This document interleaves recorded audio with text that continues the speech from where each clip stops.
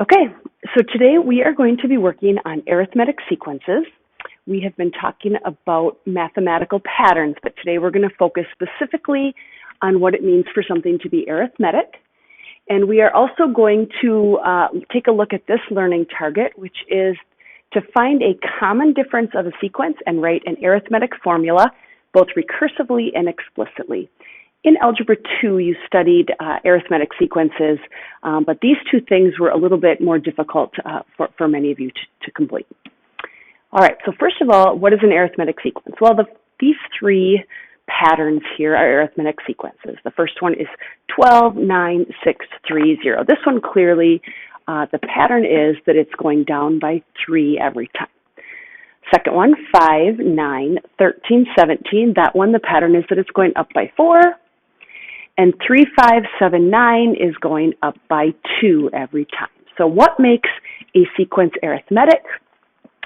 It has the difference between each term and the previous term being constant. So that's what makes something arithmetic. The difference between the first term and the second term and the next term and the next term is always going to be constant. In an arithmetic sequence, you can express it in two ways. You can write or use a recursive formula or an explicit formula. They both have their advantages. A recursive formula looks like this. U1, which is term 1, stands for the first term, and UN, which we could say term n, is equal to this piece right here, UN minus 1. Well, if this was U5, then this here would be U4. So UN minus 1 simply means the term before this one, right? So it's the one before it. So any term here is equal to the term before it plus D, which is the common difference. And this little part right here, which sometimes gets confusing to people, just means that this part of the formula only works when this little number right here is bigger than or equal to 2. So it doesn't work for term 1. You have to be given the first term.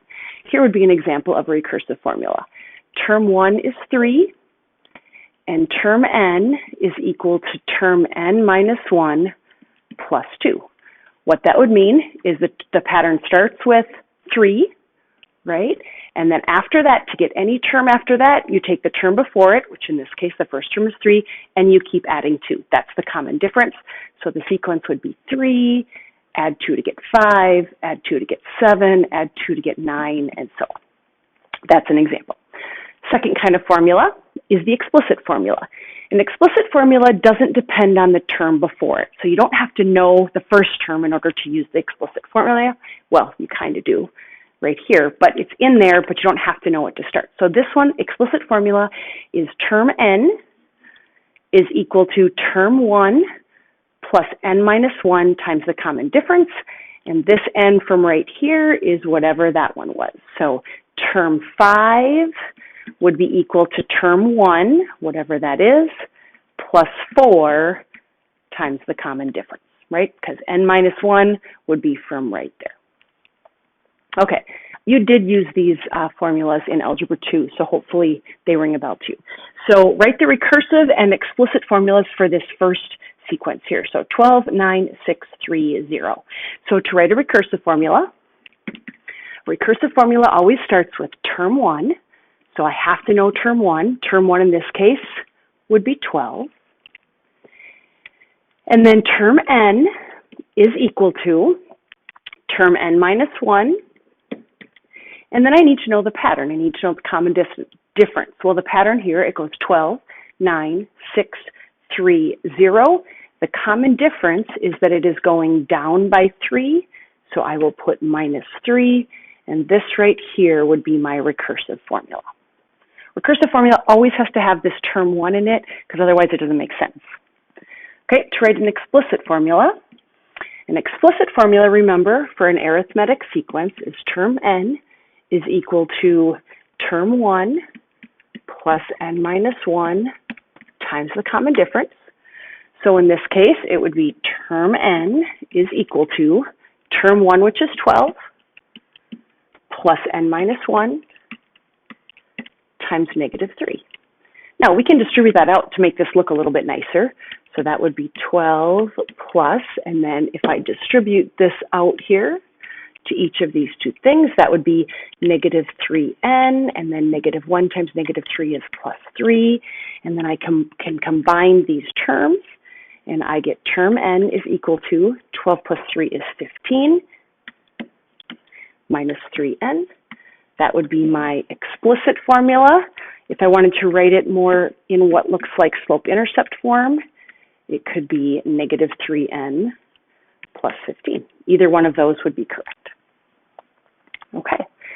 The second example here, we're just given a little bit different things here. So given term 1 is 4 and the common difference is 5, and we know that it's arithmetic, which of course is going to be important in all these, we need to find the recursive and explicit formula and also find the seventh term. So let's start with the recursive formula. Recursive formula. I will go term 1, tells me right there it's 4. Term n is equal to term n minus 1 plus the common difference, which in this case is 5, so plus 5, and that's my recursive formula. Explicit formula. It's arithmetic, so term n is equal to term 1 plus n minus 1 times d. So that would be term n is equal to term 1, which is 4, plus n minus 1 times the common difference, which is 5. I'll distribute this out. That's 4 plus 5n minus 5. And so my recursive formula is term n is equal to 5n minus 1. Now, to find the seventh term, and hopefully you remember doing this in the past, to find the seventh term, well, that would just be right here. I can use this explicit formula. I'm essentially finding term 7. So now that I know this formula down here, all I do is I plug in a 7. So I go 5 times 7 minus 1. 5 times 7 is 35. Minus 1 is 34. So term 7 is 34.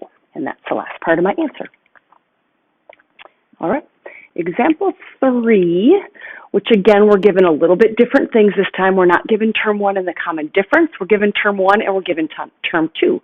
Well, of course, if you know term 1 and term 2, you can find the common difference if you know that it's arithmetic. So term 1 is negative 12 and term 2 is 4. And then the sequence would go on like that. But we just need to figure out the common difference. Well, the common difference is the difference from negative 12 to positive 4. So I would just go 4 minus negative 12, and of course that would be 16. So the common difference here is 16. So what do I need to find? I need to find D. I found D. D is 16. And I need to find the explicit formula. So the explicit formula for an arithmetic sequence looks like this, which by the way, this is on your formula sheet, this explicit formula. So I'll just plug in what I need. Term 1, which is negative 12 up here, plus n minus 1 times the common difference, which is 16. I will distribute this out so that I can simplify. This would be negative 12 plus 16n minus 16. And I get my explicit formula, 16n, and then negative 12 and negative 16 would be minus 28. And there is my explicit formula. All right, we've been working with arithmetic sequences. We have 3 more examples here to look at that, again, are just a little bit different. This time, we're given 2 terms in a row here. Let's read it. An arithmetic sequence with term 9 is 57 and term 10 is 49. But now we have to find D, which we know is not too hard to find, and we have to find the explicit formula. So if I think about this, and I don't know how you thought about it when you did problems like this in Algebra 2, but I have a sequence here, and I know term 9 is 57, and term 10 is 49. So 1, 2, 3, 4, 5, 6, 7, 8, 9, 10. Term 9 is 57, and term 10 is 49. Now, to get from this term to this term, I have to add the common difference, right? So to find the common difference, I'm going to subtract 49 minus 57, and I'm going to figure out that the common difference here is negative 8. It is going down 8 every single time, right? Now, the thing is, I don't know what term 1 is. And now I could count backwards, and I could just keep adding 8 as I went here and here and here, right? And that would be fine on this. But what if I knew term 49 in term 50, right? That would take a long time. So let's think about what we know here. We know that this is what the explicit formula looks like for an arithmetic sequence. And we know this piece of information right up here. We know that term 9 is 57. So U9, right, which is 57, is equal to term 1 plus, if this is term 9, the n minus 1 would be 8 times the common difference, which is negative 8. So I have 57 equals term 1 plus 8 times negative 8 is negative 64. Add 64 to each side. 64 plus 57 is 121. So term 1 is 121. Okay, now I have enough information to write the explicit formula. So find D, this was part of my answer, and then find the explicit formula. Term n equals term 1 plus n minus 1 times D. So that would be, in this case, term 1 is 121 plus n minus 1 times negative 8. Distribute that out. Negative 8 times n is negative 8n. Negative 8 times negative 1 is plus 8. And I get my explicit formula. Negative 8n plus 121 and 8 is 129. And there's my explicit formula. All right, 2 examples left. Let's try number 5.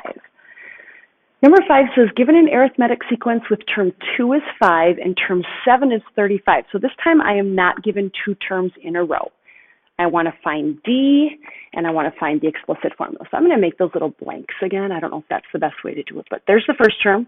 Here's the second term, which is a 5. Third, fourth, fifth, sixth. Here's the 7th term, which is a 35. Okay. Let's see. I know that it's an arithmetic sequence, right? Which means I know that to get from this term here to here, to here, to here, to here, to here, I'm going to add a common difference 5 times. So to get from this term right here, which is a 5, I will add 5 common differences to get to that term, which is 35. So term 2 plus 5 common differences to get to term 7. Now I just got to solve this to find D. So take away 5 from each side. 5D is equal to 30. Divide by 5, and I get D equals 6. So I know my common difference here is 6. Right? This one's pretty easy to back up to find term 1. Right? If I add 6 every time, to go backwards here to find term 1, I'm going to subtract 6. Oops. And so to subtract 6, 5 minus 6 would give me negative 1. So term 1 is negative 1. So then I'm ready to write my explicit formula. Term n is equal to term 1 plus n minus 1 times D. So term 1 is negative 1 plus n minus 1 times my common difference, which is 6. Oops. Distribute that out. 6n. 6 times negative 1 is minus 6. And I have my explicit formula. 6n and negative 1 and negative 6 would give me minus 7. And that is my explicit formula. All right, so using what we've done here so far today, why don't you pause the video right now and try this last problem on your own, see if you can come up with D and the explicit formula. And then once you're finished, press play and I will explain it for you. Okay, so let's check your work here. I know term 4, which is 29, 5, 6, 7, 8. I know term 8, which is 77. I know to get from 29 to 77, 1, 2, 3, 4. I will add 4 common differences. So 29 plus 4D is equal to 77. Subtract 29 from each side. 77 minus 29 is 48. Divide by 4, and I come up with D equals 12. That's one of my answers for this problem. I need to find term 1, and just to kind of practice this, you might have just backed yourself up by subtracting 12 three times, right? So subtracting 36. But just to show you that you can do it a different way, I'm going to do the same thing here. I'm going to say, well, remember this is my explicit formula. And I know this term right here, which is term 8. So term 8, I'm going to say term 8. So that's 77 is equal to term 1 plus 8 minus 1 is 7 times my common difference, which is 12. So 77 is equal to term 1 plus 7 times 12 is 84. Take away 84. Term 1 is negative 7. Again, you could probably have just counted back for this one, but if you get some that are way far down along the list of in the arithmetic sequence, you might want to use this little trick right here. Okay, and so then the last step is to write the explicit formula. Term n is equal to term 1 plus n minus 1 times d. So term 1 is negative 7 plus n minus 1 times the common difference, which is 12. Negative 7 plus, I'll distribute that out, 12n minus 12. And I get my formula, 12n minus 19. And I am done. And that is using arithmetic sequences.